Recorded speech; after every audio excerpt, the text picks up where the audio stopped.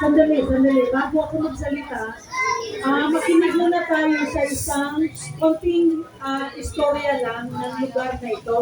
May sasabihin si Ating Isay, bakit nagkaroon ng kartel? No? At paano nagkaroon ng lugar na ito? Sige nga, Ating Isay, para malaman namin ito. Dati po, ito po ay kasama ng Barangay San Vicente 2.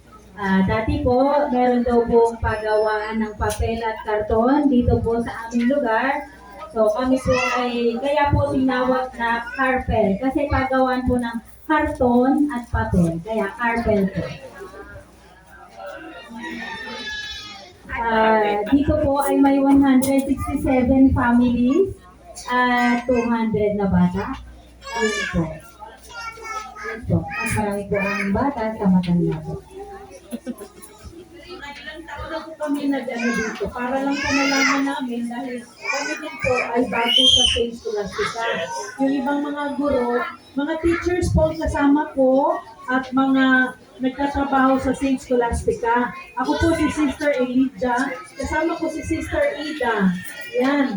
Si Sister Ida, apat kaming madre sa St. Scholastica. Ako si Sister Elijah, nandun si Sister Martha at si Sister Fides kasama namin. So sila yung nagluto ang nandito ngayon kasama ninyo. So konting ano lang po yung dala namin para lang mapasaya ng konti o painitan ang tiyan. So dala namin masarap na lugaw. Ilan daw pong taon na kami dito naglilingkod po? May almost 3 years na po, paapat na po ngayon. Opo. Every year po, naaalala tayo ng St. Scholastica. Okay, thank you po, sister. Maraming salamat sa mainit ninyong pagtanggap sa amin at ang aming sana itong panahon na ito na very short lang, maiksi lang, ay magkaroon tayo ng kasiyahan ng konti para sa Pasko, sa pagsilang ng ating Panginoon na si Jesucristo. O sino nga ang ating Panginoon? Jesucristo. Sa English, sinatawag natin siyang Jesus Christ. Sino ang mama niya? Si Maria, si Mama Mary. Sino ang tatay ni Jesus? Joseph, si San Jose. Siya yung foster father na sa mundong ito, meron siyang tatay, pero meron din siyang ama na Diyos, ama natin lahat. Okay. So, nandito tayo ngayon dahil masaya tayong tanggapin si Jesus sa buhay natin ngayong Pasko. At masaya din kami nakikiisa sa inyo dahil sa panahon ng Pasko. So, maraming salamat. At pagsalusaluhan natin yung mainit na lugaw na masarap. Okay. So ano pa? Meron bang isang bata dito na gustong kumanta? Meron? O sige. Short lang. Okay. Para lang sa mga bisita. Sige nga. Anong pangalan ng ating singer? Liza. Kakasta si Liza sa ating ng very short lang na. Okay. Huwag ka mahiya. Come on. Ano yung kanta ni Liza? Isang kanta. Anong kakantahin ni Liza?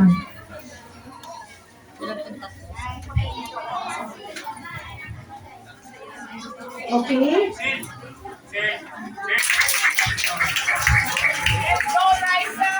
Let's go, Raisa.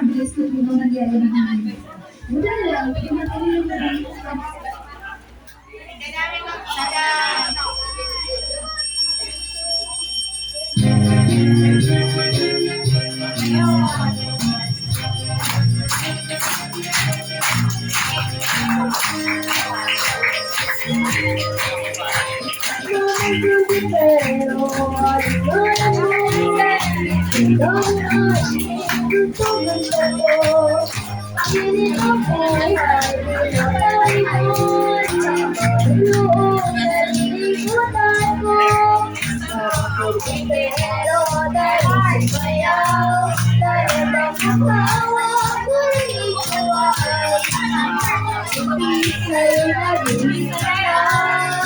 Biglang ikaw lang ang nakakaya. Sana mulap sa pag-uwi. Pwede pwede sa piling lagi. At walang talagay ang mabilis. Mayroong sikreto na sa paisip. Mapagsulitero, no isipero.